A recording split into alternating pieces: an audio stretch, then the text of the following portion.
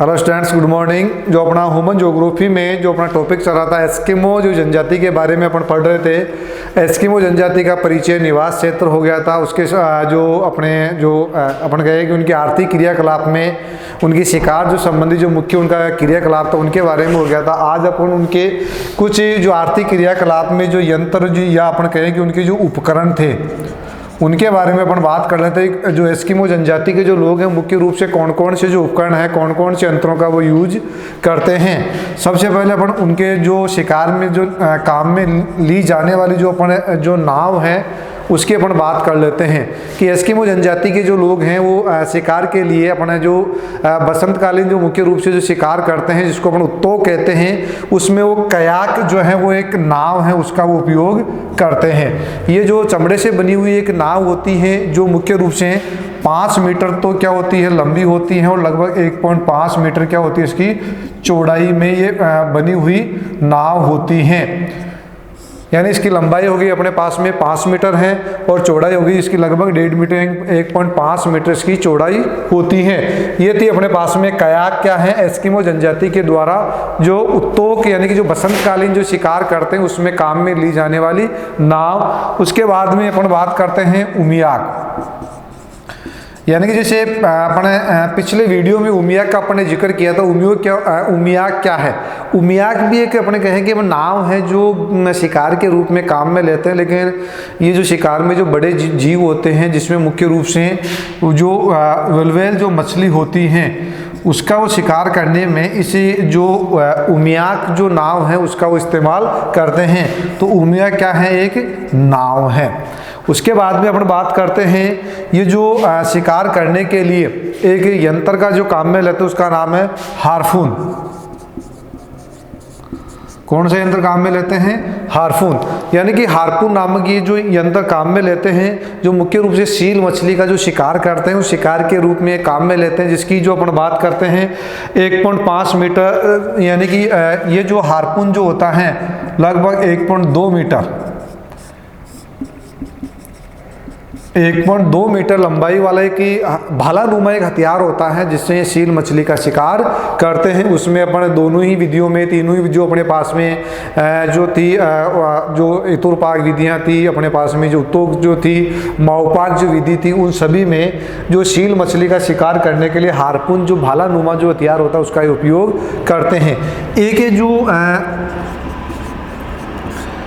एक जो बिना टायर वाली जो गाड़ी है जो बर्फ पर चलती है स्लेज, उसका भी इस्तेमाल करते हैं जिसको कुत्ते या रेंडियर कुत्ते खींचने का काम जो खींचते हैं, जिसके टायर नहीं होते हैं, बर्फ पे चलने का काम करती हैं, जिसमें ये जो शिकार करते हैं उस समय अपने भोज्य सामग्री शिकार के हुए जो भी पदार्थ होते हैं उनको लाने में काम में लेते हैं।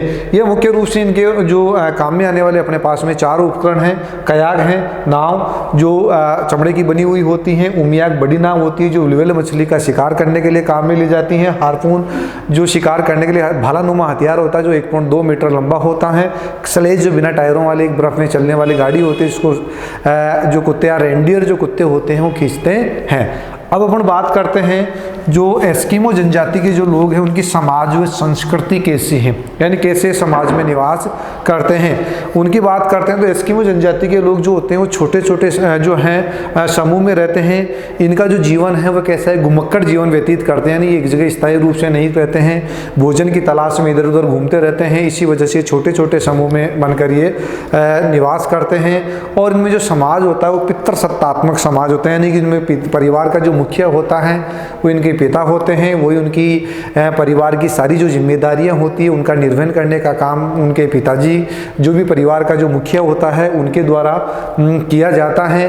अगर इनमें जो अगर अपने जो शादी के अगर या विवाह की बात करते हैं तो एक समूह से दूसरे समूह में इनमें विवाह होते हैं और इनमें जो बहुपत्नी प्रथा पाई जाती है, यानी एक से अधिक पत्नियां जो हैं वो रख सकते हैं। कौन? एस्किमो जनजाति के लोगों में या एस्किमो जनजाति की जो समाज और संस्कृति है उसमें बहुपत्नी प्रथा पाई जाती है। इन लोगों में जो उत्सव वगैरह जो मनाए जाते हैं, समारोह जो आयोजित किए जाते हैं, वो मुख्य रूप से कौन सी, यानी ग्रीष्म ऋतु में, जो ग्रीष्म ऋतु की अवधि कैसी होती है, छोटी होती है, उस छोटी सी अवधि में ये उत्सव और समारोह मनाने का काम करते हैं। साथ ही ये जो एस्किमो जनजाति के जो लोग होते हैं वो जादू टोनों में अंधविश्वासी होते हैं, जादू टोनों में विश्वास करते हैं, भूत प्रेतों में विश्वास करते हैं, आत्माओं में विश्वास करते हैं, पुनर्जन्म में विश्वास करते हैं। ऐसे एस्किमो जनजाति के लोग होते हैं। एस्किमो जनजाति के जो लोग होते हैं वो बोलने में, जैसे अपन ने पढ़ा था कि एस्किमो जनजाति मंगोल प्रजाति के होते हैं, तो वैसे इनकी जो लैंग्वेज है, यानी कि जो भाषा है, वो ये कौन सी भाषा बोलते हैं, तो इनके द्वारा जो बोले जाने वाली जो भाषा है वो है एल्यूट भाषा।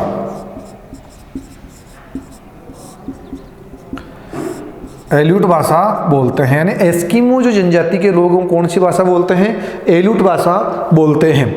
एस्किमो जो जनजाति के लोग हैं और ये अपने पास में यानी कि खटोर, इसके साथ में इनकी जो सबसे बड़ी जो विशेषता होती है, क्योंकि ये कौन से जलवायु प्रदेश में रहते हैं, यानी कि एक टुंड्रा प्रदेश में रहते हैं, दूरीय प्रदेशों में निवास करते हैं जहाँ पर हमेशा बर्फ जमी हुई रहती है, ऐसे क्षेत्रों में निवास करते हैं। तो इनके जो शीत ऋतु जो होती है, उस शीत ऋतु में भोजन की बहुत ज़्यादा कमी हो जाती है, क्योंकि बर्फ़ जम जाती है।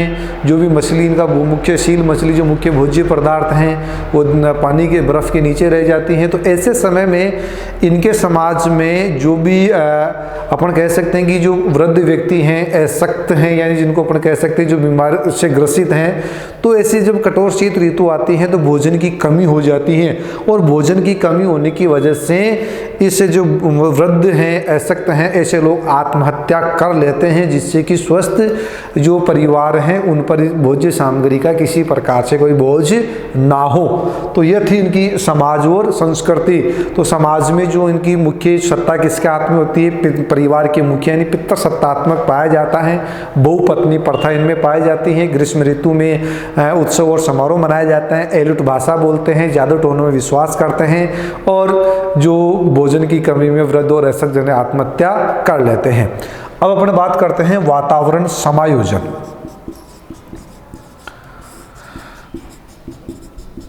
वातावरण समायोजन यानी कि इनका जो ये जो निवास करते हैं एस्किमो जनजाति के लोग, ऐसे वातावरण में जो निवास करते हैं जो बहुत कठोर होता है, दूरीय प्रदेशों में निवास करते हैं, जो विषम अपने हिसाब से देखें तो एक विषम परिस्थितियों वाले क्षेत्रों में, जहाँ पर मनुष्य का रहना एक ही नामुमकिन सा अपन कह सकते हैं, उन क्षेत्रों में एस्किमो जनजाति के लोग निवास करते हैं। तो वहाँ पर ये अपने आप में जो वातावरण के साथ में किस प्रकार से जो समायोजन करते हैं, उसके अनुसार अपने आप को किस प्रकार से ढालते हैं, किस प्रकार से अपने आप को अनुकूलित करते हैं, कैसे उनमें अपना जीवन व्यापन करते हैं, उसके बारे में अपन देखेंगे कि एस्किमो जो जनजाति के लोग हैं वो वातावरण के साथ में किस प्रकार से समायोजन करते हैं। ये जो अपन एस्किमो जनजाति के जो लोग, जैसे अपने निवास गृह में देखा था कि एस्किमो जनजाति के जो लोग हैं बर्फ का यानी बर्फ का जो प्रयोग करते हैं, किसमें, घर बनाने में करते हैं। घर का क्या नाम था, इग्लू, यानी कि एस्किमो जनजाति के जो बर्फ में या शीत ऋतु में जो घर बना उसको क्या कहते हैं, इग्लू। तो बर्फ के घरों में निवास करते हैं। साथ ही जो स्लेज गाड़ी है बनाने के लिए वालरस मछली, यानी कि जो इनकी जो गाड़ी होती है उसका क्या नाम था, स्लेज। स्लेज नामक जो गाड़ी बनती है वो कौन सी मछली के हड्डियों से, वालरस मछली से बनी हुई होती हैं। शील मछली का प्रयोग भोजन के रूप में अपन कहें कि गर्मी के लिए या अपन कहें चर्बी को जलाने के लिए, जिससे कि उनको तापमान प्राप्त हो सके, उसके लिए प्रयोग करते हैं। साथ ही इनके जो कौन से क्षेत्र में निवास करते हैं, बर्फीले जो क्षेत्र में निवास करते हैं। तो जो ही ग्रीष्म ऋतु आती है या अपन कह सकते हैं कि सूर्य की किरणें जब इनके क्षेत्र में प्रवेश करती हैं, बहुत छोटी अवधि में प्रवेश करती है, तो उससे जो सूर्य की किरणें बर्फ पर गिरती है तो रिफ्लेक्समेंट जिसको अपन कहते हैं परावर्तन ज़्यादा होता है, जिस वजह से इनकी जो सूर्य की किरणें बर्फ से वापस परावर्तित होकर आएगी तो उनमें आँखों में इनकी वो किरणें यानी कि किरणों से आँखें नहीं खुल पाती, अपन कह सकते हैं। या सही प्रकार से जैसे अपन भी सूर्य के सामने अगर आँखों को रखें तो अपन को नहीं दिखाई देता है। तो ऐसी परिस्थिति से बचने के लिए ऐसी परिस्थितियों से बचने के लिए कौन सी, जब सूर्य की किरणें बर्फ पर गिरती है तो परावर्तन जो अपने सूर्य के प्रकाश का रिफ्लेक्समेंट होता है, परावर्तन होता है, उससे बचने के लिए आंखों की रोशनी में उनको अपन कहें कि आने से रोकने के लिए आप आंखों पर एक कवच भी लगाने का काम करते हैं। यानी अपन कह सकते हैं कि पूर्ण रूप से अपने आप को एक वातावरण में जो धरातल ने, जो प्रकृति ने जिस वातावरण उनको उपलब्ध करवाया है या जिस वातावरण में निवास करते हैं, उस वातावरण में उन्होंने अपने आप को इस प्रकार से समायोजित कर रखा है कि ये अपना एक जीवन है वो आनंद पूर्वक, सुखपूर्वक, जैसे इनके स्वभाव की भी विशेषता थी, कितने भी ये कठोर परिस्थितियाँ क्यों ना हो, ये अपने जो धैर्य नहीं खोते हैं, स्वभाव से सरल होते हैं, हंसमुख होते हैं। तो वही इनकी एक खासियत है कि अपने इतने कठोर कहें कि अपने वातावरण में निवास करने के बावजूद ये अपने आप को एक उस वातावरण के अनुसार समायोजित करके अपना जीवन जो है वो व्यतीत करते हैं। अब ये तो था इनका कि अपन कहें कि फास्ट था कि कैसे एस्किमो जनजाति के लोग हैं, किस प्रकार से रहते हैं। अब एस्किमो जनजाति के जो लोग हैं उनका आधुनिक संस्कृति, जो एस्किमो जनजाति के जो लोगों पर, इस जनजाति के लोगों पर जो आधुनिक संस्कृति का क्या प्रभाव पड़ा।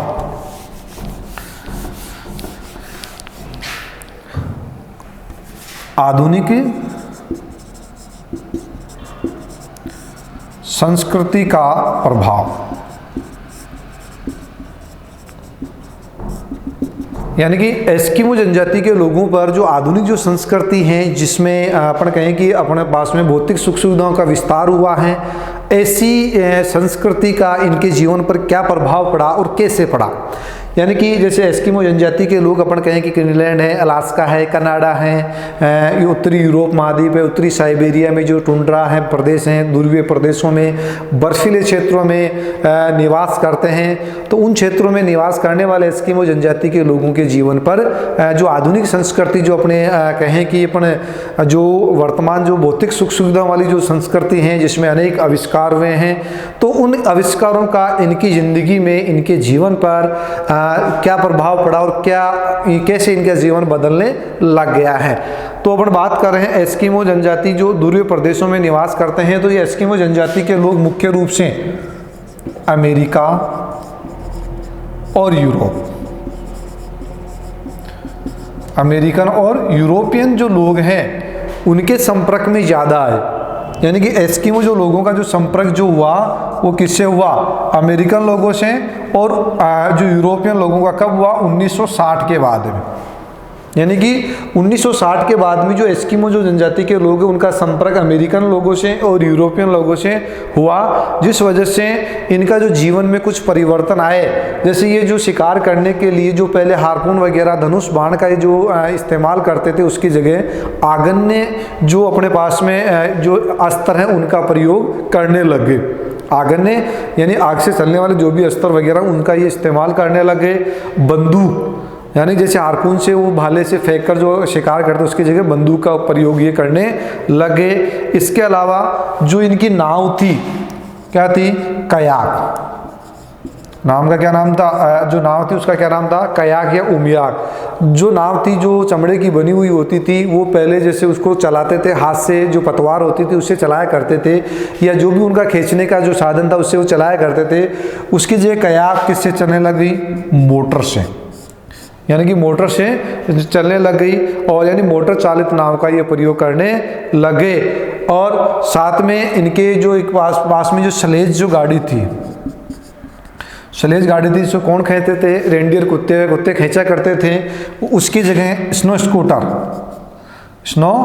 स्कूटर बर्फ पर चलने वाला, स्नो स्कूटर यानी बर्फ पर चलने वाला स्कूटर की ये काम में लेने लगे, यानी उससे खींचने लग गए थे। साथ ही जो इनके जो ध्रुवीय जो भालू होती है उसकी फर है, समूर है, उसका प्रयोग ये जो है करने लगे, जिसकी वजह से इनके पहनावे में जो है विविधता यानी बदलाव आने शुरू हो गए, यानी कि जो इनका पहनावा था वो भी अमेरिकन और यूरोपियन लोगों के संपर्क में आने से धीरे धीरे जो इनका पहनावा था वो बदलने लग गया। जैसे अपन ने इनके जो वस्त्रों के बारे में पढ़ा था कि ये एस्किमो जनजाति के जो लोग होते हैं, स्त्रियों पुरुषों के इनके जो कपड़े होते हैं बिल्कुल समान होते हैं। कैरीबू की, जिसको अपन बारहसिंगा कहते हैं, उसकी खाल के बने हुए होते हैं। जो पुरुष बहादुर जशीनुमा जो वस्त्र बनते हैं उसको तिमिया कहते हैं।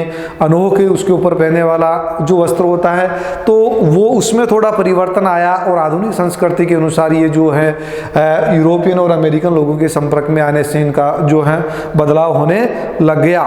अमेरिकी सरकार के द्वारा इनको अनेक प्रकार की सुविधाएं मिलने लग गई और सुविधाएं जो मिलने की वजह से इनका जो भरण पोषण था, यानी कि अपन कह सकते हैं कि जो पहले जो आसक्त या वृद्धजन जो आत्महत्या कर लेते थे, कुपोषण के शिकार हो जाते थे, समय पर इनको भोजन नहीं मिल पाता था, तो अमेरिकन जो सुविधा के कारण मुख्य रूप से अपन कहें कि अलास्का और कनाडा में अमेरिकन सरकार के द्वारा इनको भरण पोषण की सुविधा प्रदान करने लगे, जिसकी वजह से इनकी जो संख्या है या अपन कह सकते हैं इनकी जो जनसंख्या है वो लगातार बढ़ती जा रही है। और अमेरिकन लोग या अपन कहें कि अमेरिकन जो लोग हैं और इनके बीच में कोऑर्डिनेशन समन्वय बना और आवाजाही बढ़ी, और जिससे कि यहाँ पर जो प्राकृतिक संसाधन जो पाए जाते थे उनका ये व्यापार इनके साथ में करने लगे। इस वजह से उस क्षेत्र में आने वाले समय में अपन कहें कि पर्यावरण के लिए प्रतिकूल प्रभाव अपन को दिखाई देने लग जाएंगे या पर्यावरण के प्रतिकूल प्रभाव दिखाई देने लग गए हैं। और इस आधुनिक संस्कृति के जो संपर्क में आने की वजह से इनका जो एस्किमो जनजाति के लोगों का जीवन इतना बदल गया या अपन कह सकते हैं कि इतनी तरह से इनका जीवन एक परिवर्तित हो गया कि 21वीं शताब्दी के समाप्त होते होते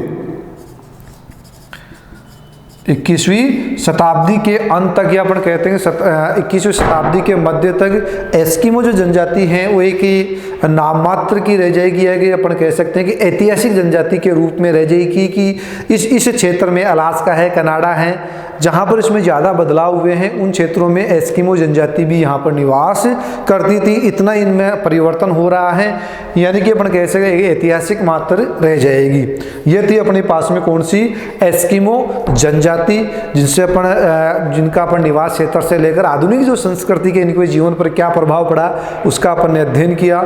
अगले वीडियो में अपन एक नए टॉपिक के साथ फिर हाजिर होंगे, तब तक के लिए धन्यवाद।